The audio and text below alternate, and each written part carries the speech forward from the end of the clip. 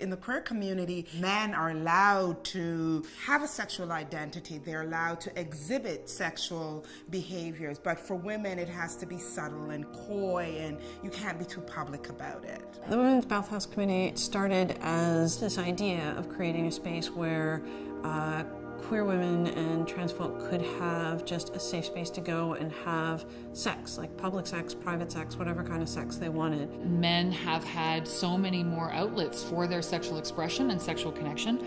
They're allowed to be defined as sexual beings and as beings that pursue sex outside of love and monogamy and relationship in a way that women haven't been. The Women's Bathhouse was really the first time where somebody said, we're taking over a men's space and making it our own, and that was pretty radical.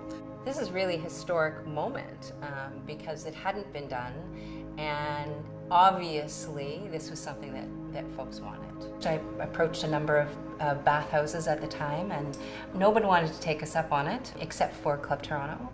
The response was massive. It was a big deal. Nothing like it had ever happened, and it really was making a different kind of a statement about the sexuality of queer women and trans people.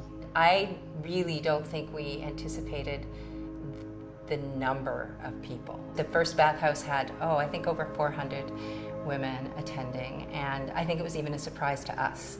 So there was a wide range of experiences. There were people that had been to all kinds of dungeon parties or had hosted their own dungeon parties, to folks who just wanted to try this out. And so trying to navigate that, I think the committee did a really phenomenal job against some pretty intense pressures of making a space that was accessible. It was everything. It had the range of sexual expression at the bathhouse.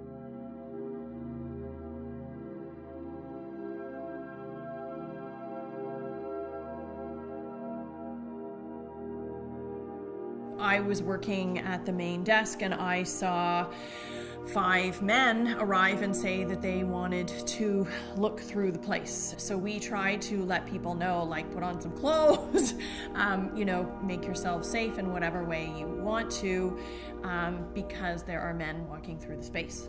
They didn't just walk in, they kind of really stormed in, taking over the place. Everybody in this community remembers the 81 raids,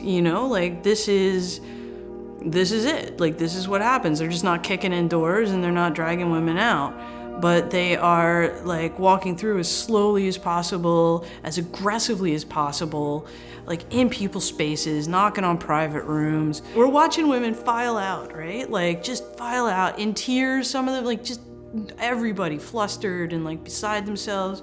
My understanding is that it was this one police officer, and maybe a small cohort, but it was really one who decided that he wanted to target some of these queer spaces. They wanted to charge with the living off the avails and a body house charge, and the prosecution wouldn't go for it. So they went with 6 charges under the Liquor License Act. They said that all kinds of things were going on that were illegal, which quite frankly weren't. The queer community is not one that you mess with around these kinds of spaces, and we fought back.